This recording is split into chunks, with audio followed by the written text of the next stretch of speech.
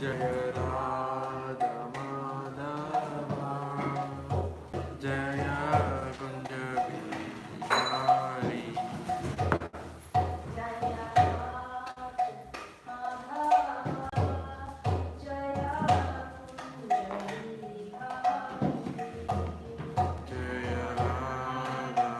Madhava Jaya Kunja Bihari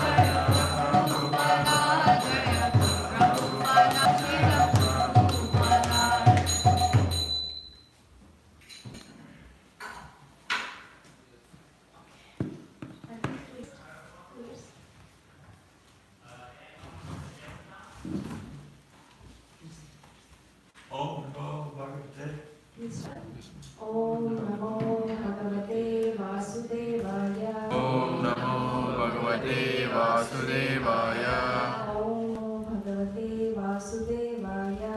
Om Namo Bhagavate Vasudevaya Om Namo Bhagavate Devaya. Om Namo Bhagavate Vasudevaya Om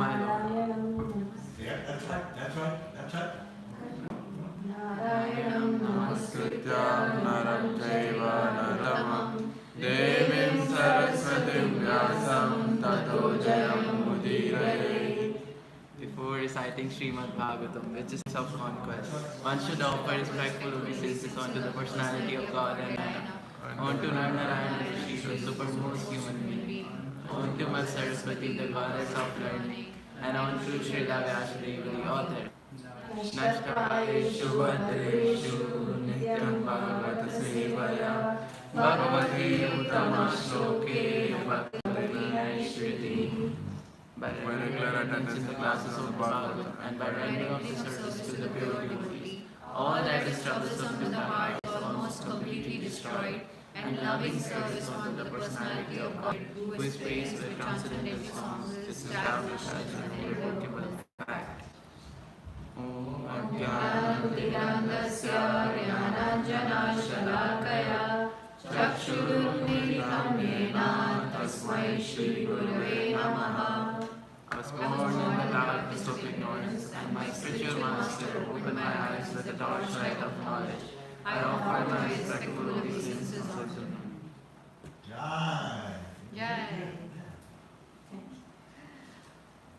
we are at chapter 19, Umsavana ritualistic ceremony of 6th canto, described duties of mankind. And check the text to recite 15 onwards. We can start at 15 because that's where we begin. Iti abhitushtya varadam Srinivasam Shriyasa Tannisayopaharanam Dattavachamam Archayet.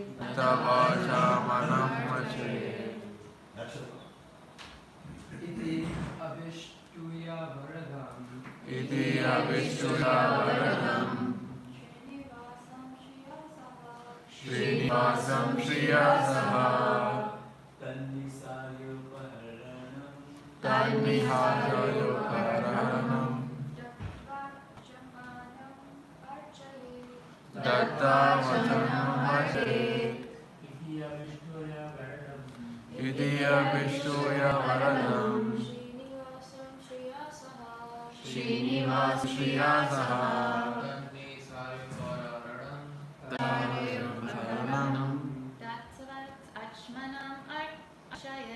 Datvachanam Achrayet.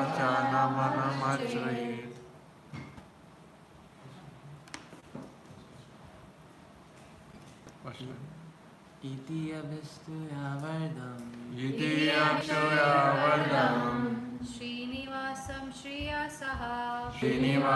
Shriyasaha Tannihashrayapaharanam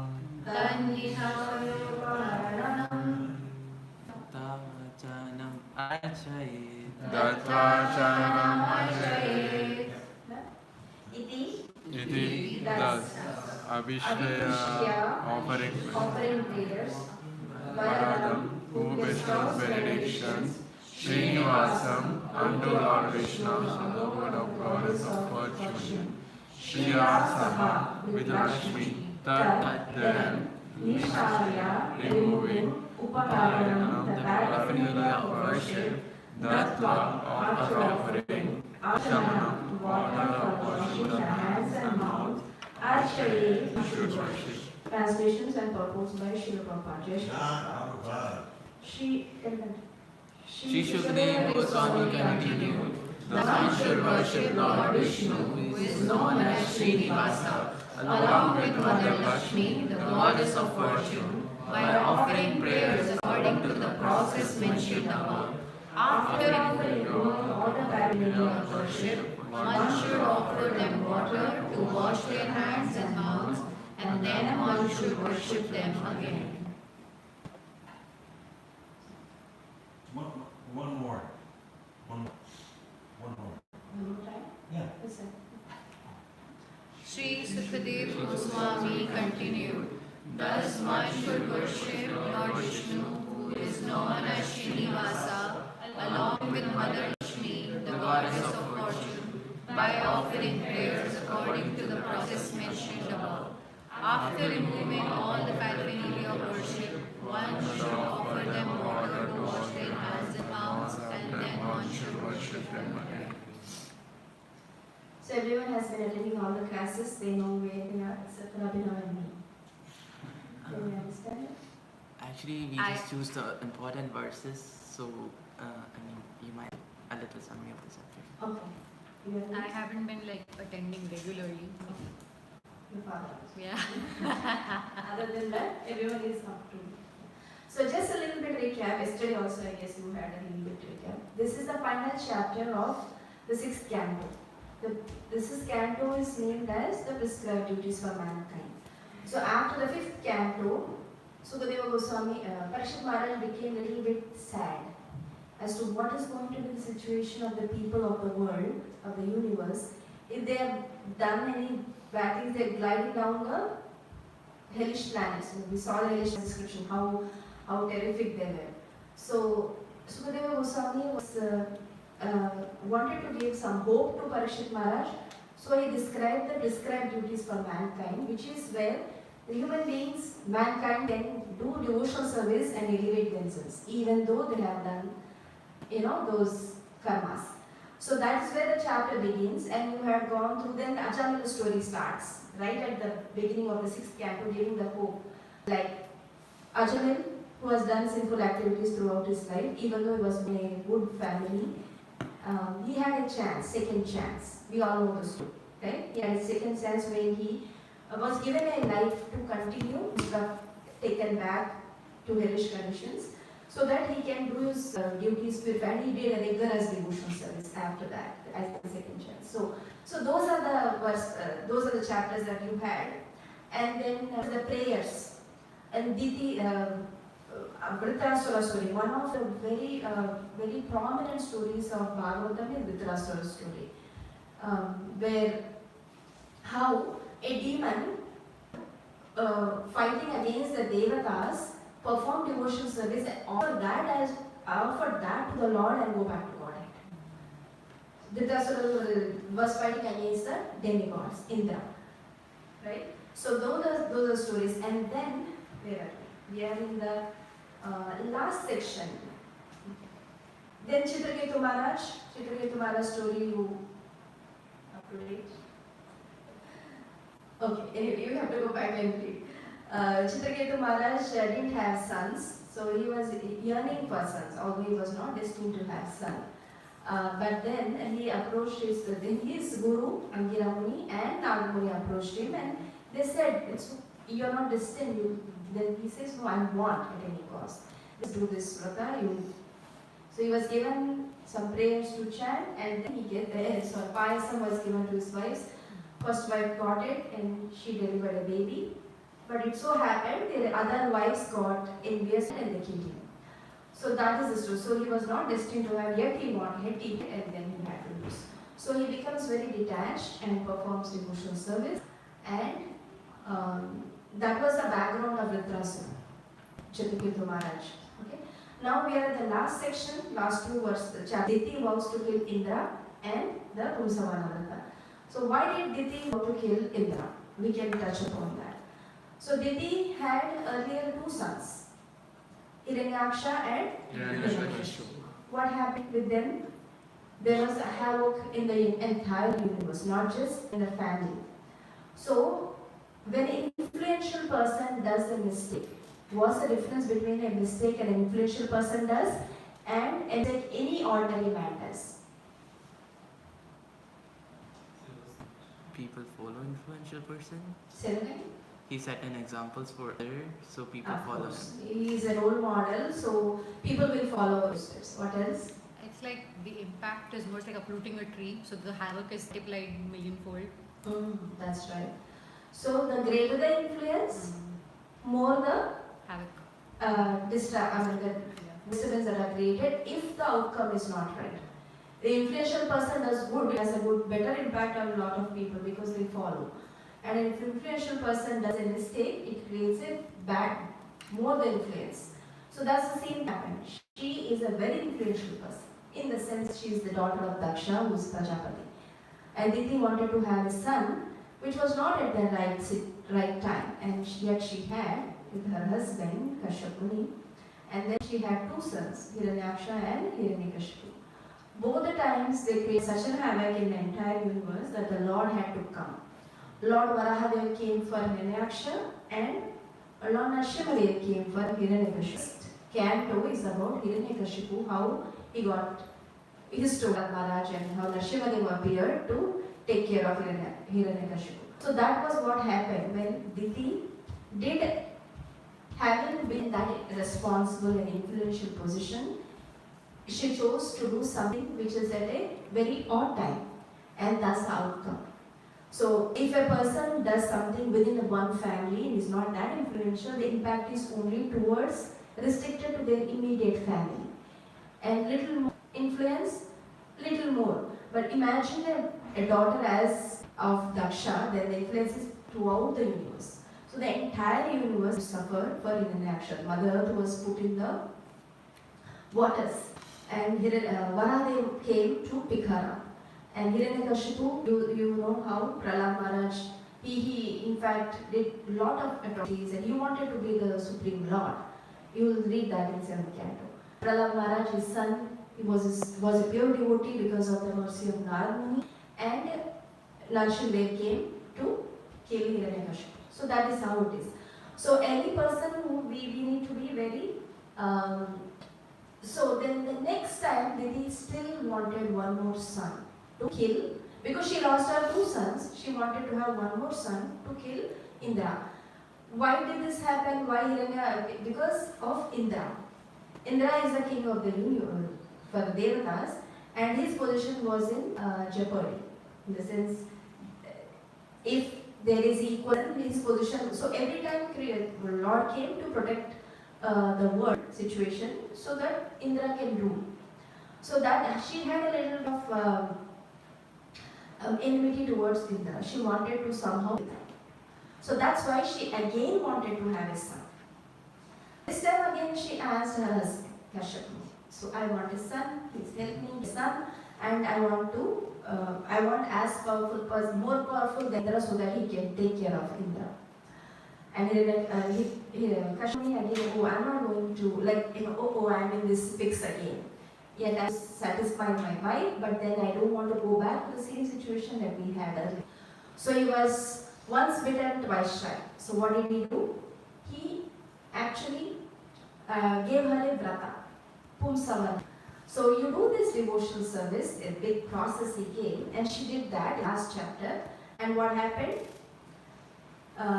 She did that the entire vrata for 1 whole year. Then Indra somehow entered her womb and destroyed the embryo, because Indra knew it is for him. The person who is going to take birth is going to kill him. So he knew that, and he entered her womb somehow and destroyed the embryo into 49 pieces. And then finally what happened as outcome of that is they all became devotees of Indra, and they all got Somarasa, and they are Devatas. They are considered Devatas even though they were taken birth from the womb of Devi. Now what can we learn from this? So the devotional service, what Diti performed is a devotional service, motivated devotional service. She had an intention to kill Indra. That's why, and Kashyap Muni gave her this vrata. So you be engaged for 1 year and do this. He knew, because he knew what is going to happen if she does this vrata, even though her intentions were bad. So was the outcome of that? Everyone in the process became beautiful. Not just Diti. Diti got transformed.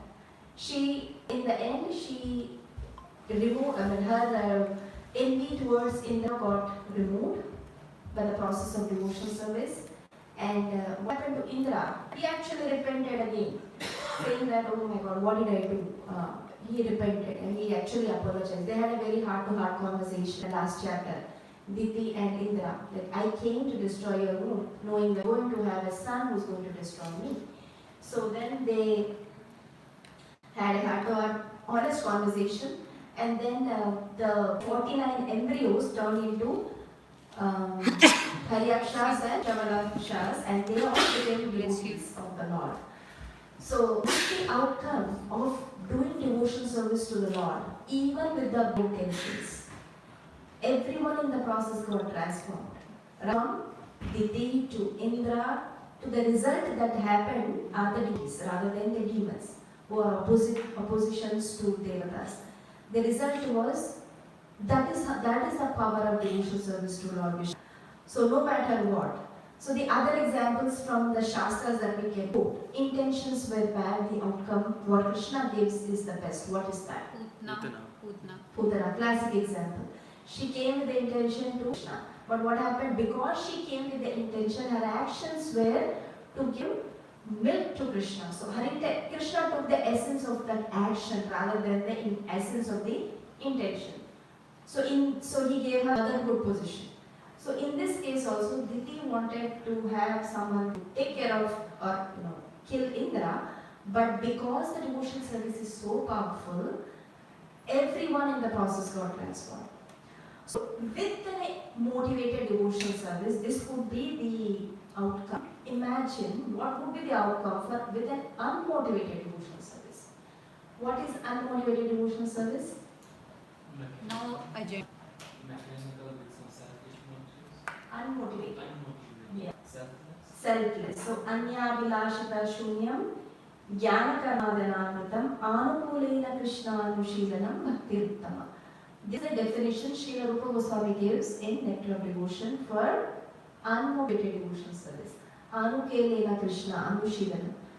Anya Abhilashita Shunyam. What is Anya Abhilashita Shunyam? Anya is any other. Abhilashita desires. Shunyam zero. Anya Abhilashita Shunyam. Jnana Karma Anavritam. Devoid of Jnana and Karma.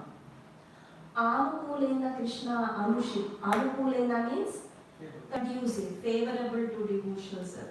Krishna, following the footsteps enunciated by Krishna, which is favorable. And Anushilana, following the footsteps. That is Uttama Bhakti. That is the characteristic of Uttama Bhakti. So imagine if we were to do Uttama Bhakti, unmotivated. What is the outcome? That is for all you to think. So Rupa Goswami gave the definition, and we are following in the footsteps of Rupa Goswami. We are called as Rupanugas. So we should cultivate unmotivated devotional service. Even though motivated service gives us the result as seen in the example of Didi, but our only goal is to cultivate unmotivated devotional service. So that is what we saw. Now, coming back to the chapter itself, so we concluded at 14, which talked about the glorification of Lord Vishnu and Mother Lakshmi. Now the process is given. So at the end of the chapter, the one before this, 18th chapter, after describing the process, then Sukadeva Goswami asked this question: what else you want to hear, Parikshit Maharaj? Parikshit Maharaj said, oh, this looks like a very fantastic process of the vrata that you just described, because the outcome was so great. So describe the process. So he started to describe the process of this vrata itself, which is what we saw in the last few verses. The steps and the procedures as to how to. Now we are we just read 6:15. We'll quickly go through the translations and probably we can conclude also. Because next speaker will not have, it's just the process and the Palashruti. We can talk about the Palashruti also. So let's 16 hours and take turns, I guess.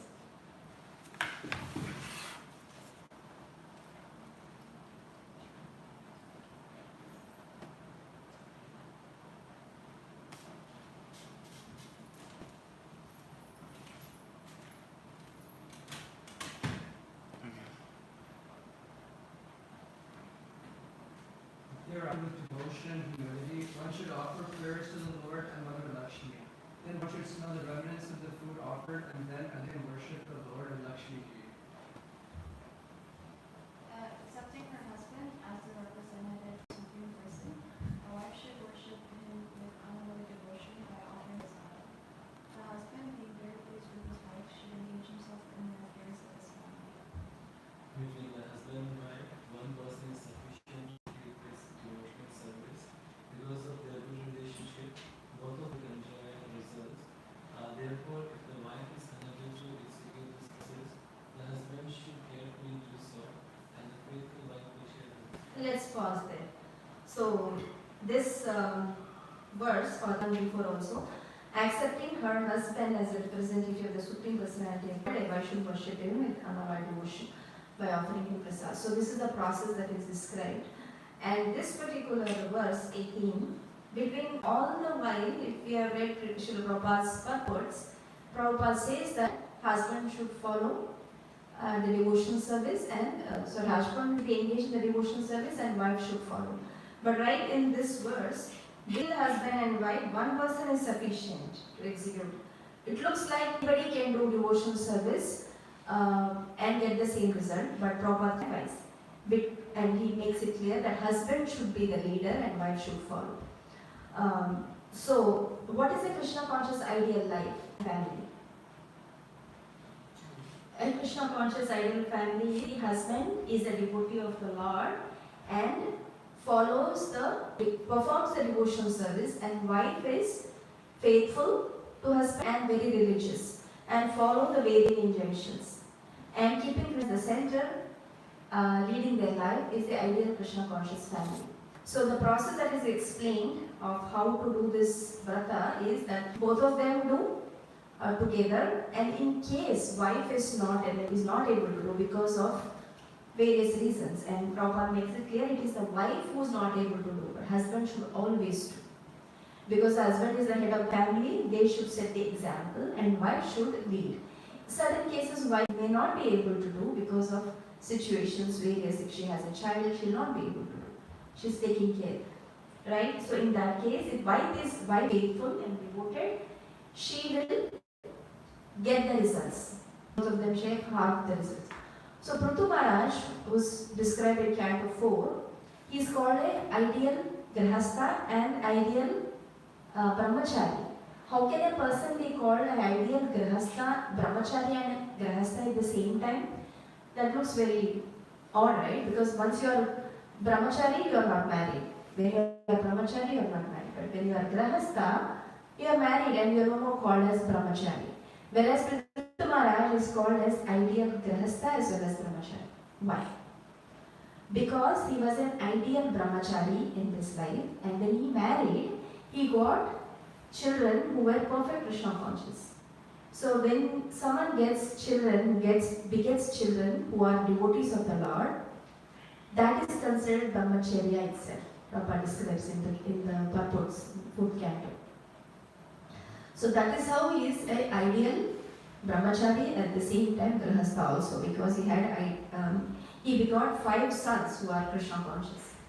So this is the ideal family, having children who are Krishna conscious, and Krishna says he is not against the married life in Bhagavad Gita, right? So that this is not against the rules or Vedic scriptures. Still, if one has to keep Krishna in the center of their lives and perform devotion service, and the outcome is, if the children are devotees, then it's ideal. So that is when you keep Krishna in the center, both of them share the result. Even though if is not able to do at certain time, she is able to share the result. So that's what this particular 18th verse, 19 and 20. You can read this. One should accept this Vishnu Vrata, which is a vow in devotion service, and should not deviate from its execution to engage in anything. By offering the remnants of prasada, flower garlands, sandalwood, and ornaments, one should daily worship the brahmanas and worship them who peacefully live with their husbands and children. Every day, the wife continue following the regulative principles to worship Lord Vishnu with great devotion. Thereafter, Lord Vishnu should be laid in his bed, and then one should be prasada. In this way, husband and wife will be purified and will have all their desires fulfilled.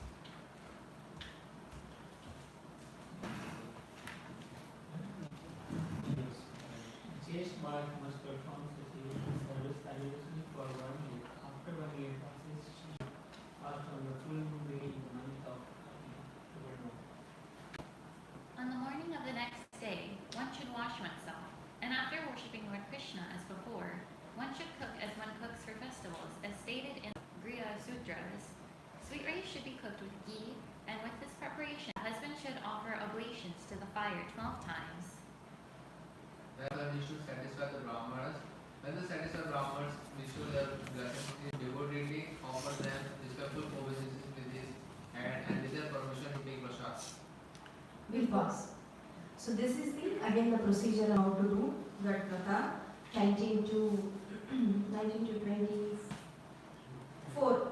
Please read one more also. Yeah. Before taking his meal, husband must first seat the acharya comfortably, and along with his relatives and friends should control his speech and offer prasada to the Guru.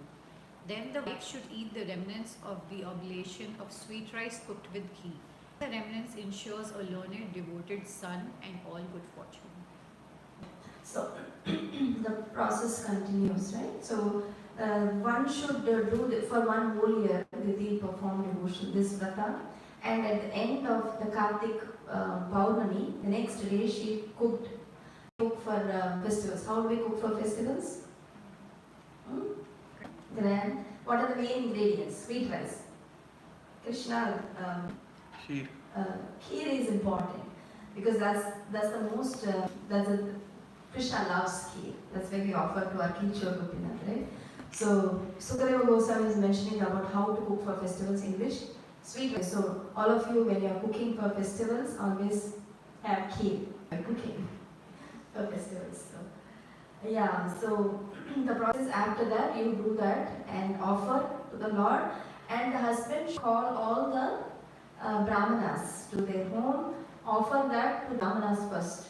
Also, in the next canto, you will remember on the towards the end, self chapter, what should be the ideal household duties.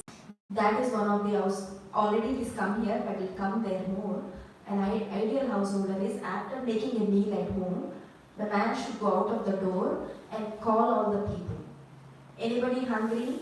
Please come and have food. That is how he has to make a call outside, and then he will only take whatever is remaining after feeding them. That's the ideal householder. So this is also said after the 1 year of vrata, the husband should do that, feed the brahmanas, feed the cows, and then he should partake, and whatever is remaining, he will accept. So by doing this, what is the falashruti you get next few verses? We'll read 25 to 28. If this war or ritualistic ceremony is all according to the description of Shastras, even in this life a man will be able to achieve all the benedictions he desires from the Lord. A wife who does this ritualistic ceremony will surely receive good fortune, opulence, son, and long-living husband, a good reputation, and a good home. Please read purport also.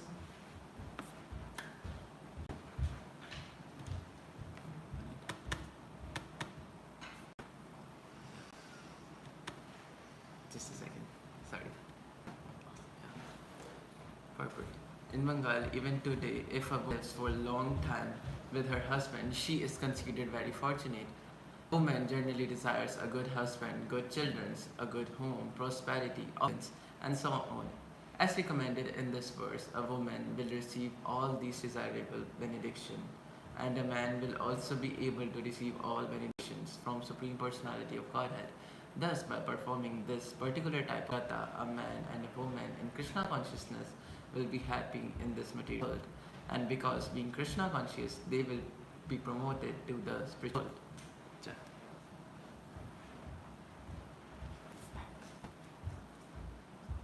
Next.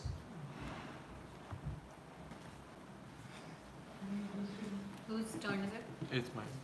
If an unmarried girl observes this vrata, she will be able to get a very good husband. If a woman who is avira, who has no husband or son, executes this ritualistic ceremony, she can be promoted to the spiritual world. A woman whose children have died after birth can get a child long duration of life and also become very fortunate in possessing wealth. If a woman is unfortunate, she will become fortunate, and if ugly, she will become beautiful. By observing this vrata, a diseased man can gain relief from his disease and have an able body with which to work. If one recites this narration while offering oblations to the Pita and demigods, especially during the Shraddha ceremony, the demigods inhabitants of Pitraloka will be extremely pleased with him and bestow upon him with the fulfillment of all desires. After one performs this ritualistic ceremony, Lord Vishnu and his wife, Mother Lakshmi, the goddess of fortune, are very pleased with him. O King Parikshit, now I have completely described how Diti performed this ceremony and had good children, Marthas, and a happy life. I have tried to explain this to you elaborately as possible. Thus ends Bhaktivedanta purports the 6th canto, 19th chapter of Srimad Bhagavatam, entitled Performing the Vrindavana Ritualistic Ceremony. So this is the Falashruti, 25 to 28. What are the results if one performs this? So this is applicable not just to the husband and wife, even to any person. Like even a man can do this devotion, this vrata, a lady can do, an unmarried girl can do, and she'll get a husband, good husband. A woman without children and husband, because she doesn't have any protectors in her life, if she does this vrata, she'll be taken care to go back to God. And then a woman without children also can perform this to get it. Because this is the vrata that was prescribed for a woman who wanted a child. Diti wanted a child. So this is very much for a woman who she can also do. And a diseased man can become free of disease. And the results of this can also be offered to the Pitrus who are during the Shraddha ceremony. Yeah, so this is the Palashruti. Any questions? Next 5 minutes we can open for questions.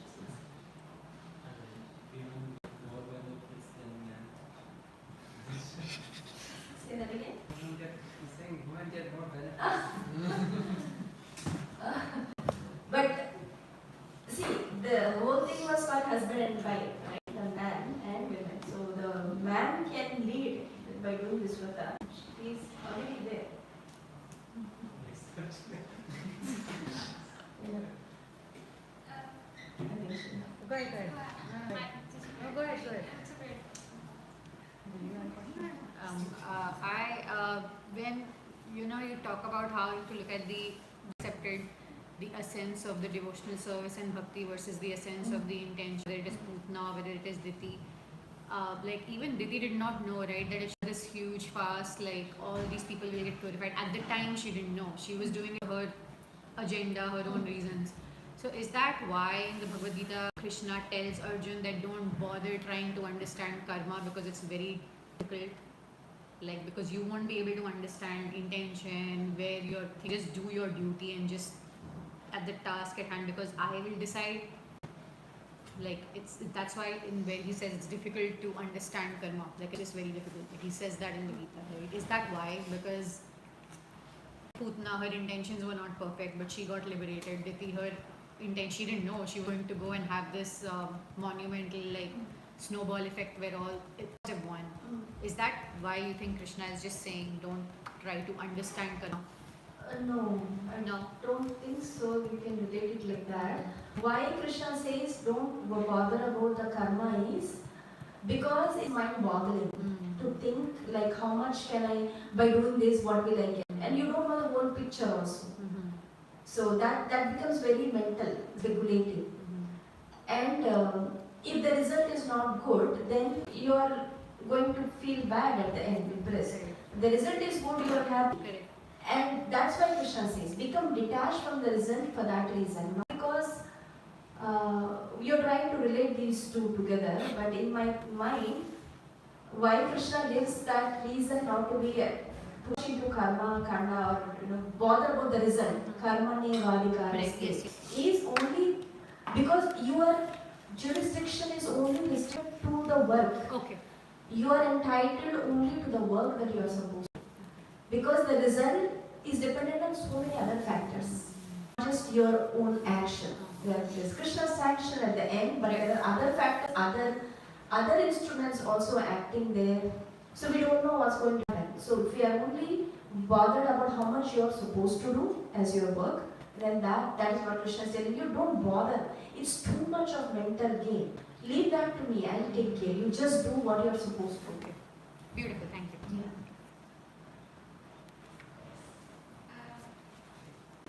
So I was wondering, Devi had 49 sons in her home. That means she had 49 souls with 49 other Paramatmas, her soul and then one her Paramatma. So she had 100 parts of Krishna inside her at that time. She must be like so divine. 49, right? Where 100? So 49 souls and then 49 Atmas with the soul. Yeah. And then her soul and then her Paramatma. Yeah, only 50 plus 50. I mean, her So soul we as want well a as living Parma. entity, like as a part and parcel of the soul, and then the each soul. one had Paramatma. So that is 49 Paramatmas inside. And their own soul as well, because there's one Paramatma and then our soul inside us. That's how it's. Yeah, so it's together, right? We have soul, our soul, and our Paramatma inside our soul. It's one Oh, together. it's just one. Like there are two, but it's one. For 49, it is one. Each one has a soul and Paramatma inside them. Why? How is it 100? I'm not getting. Each one has two, Paramatma and Okay, if you count it like that. Yeah, It's 100 parts of Krishna. right. It's, the half of it is soul. But soul is also They part can- of Krishna. Yeah. Yeah, So- so what's the question? So that makes it 100. So, like, when you're pregnant, that means she must be like more divine. Yes, yeah. Because she has another soul. Right, of course, yeah. She is. Initially, she had one soul in it, in her womb. When Indra made 49, 7 pieces, and then each one again 7, 7, 7, so 14. So Paramatma entered into each and every one. So he didn't let the embryo die. He entered and made it alive.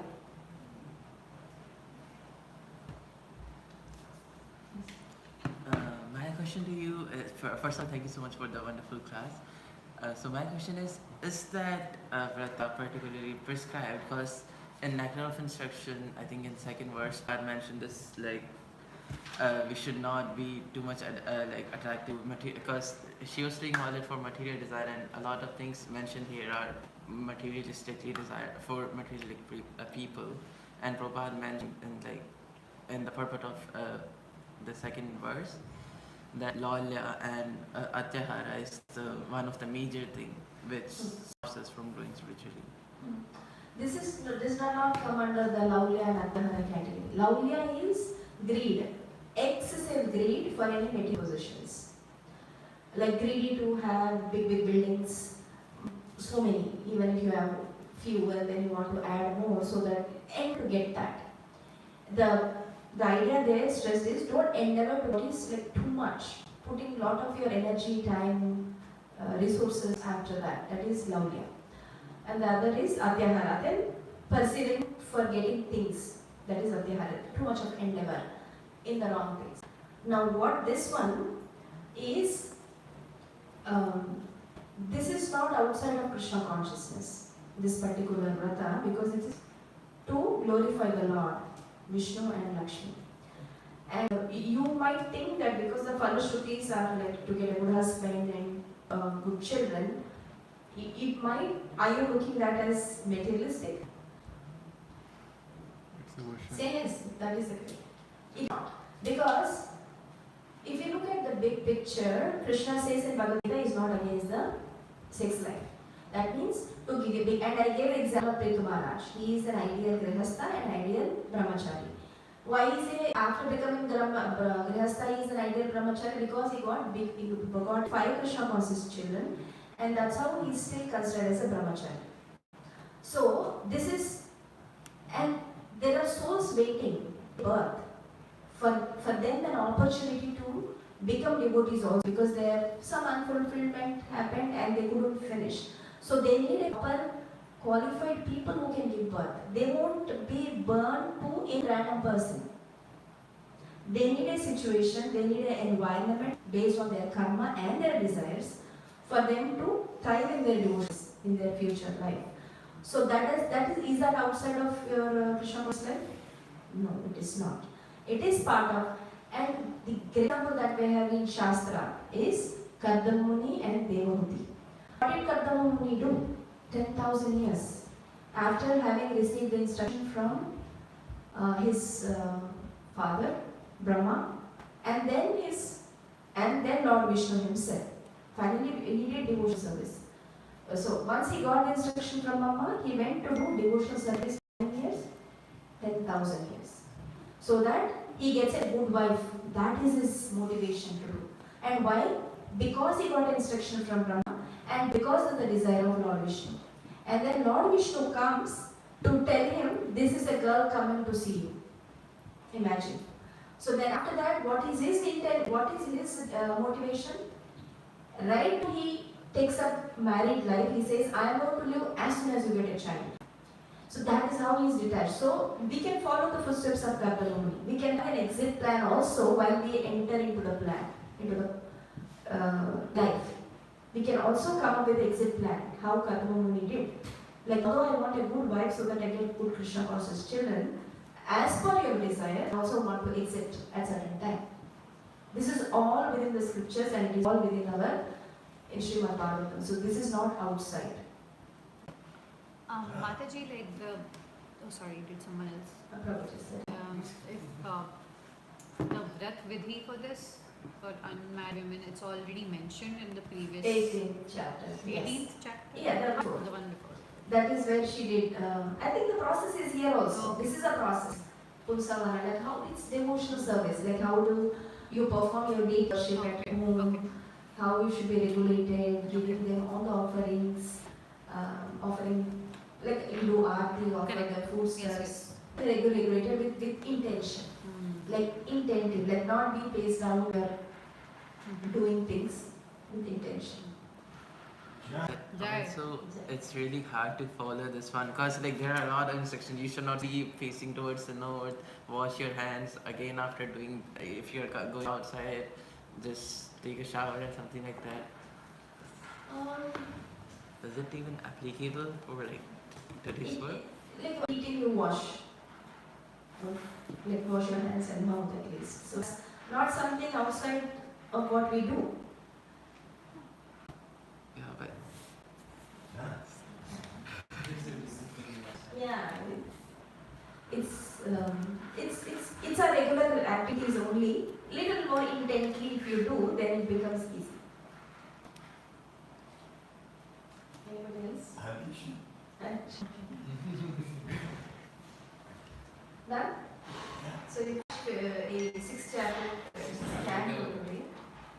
Tomorrow 7th chapter. Jai. Jai.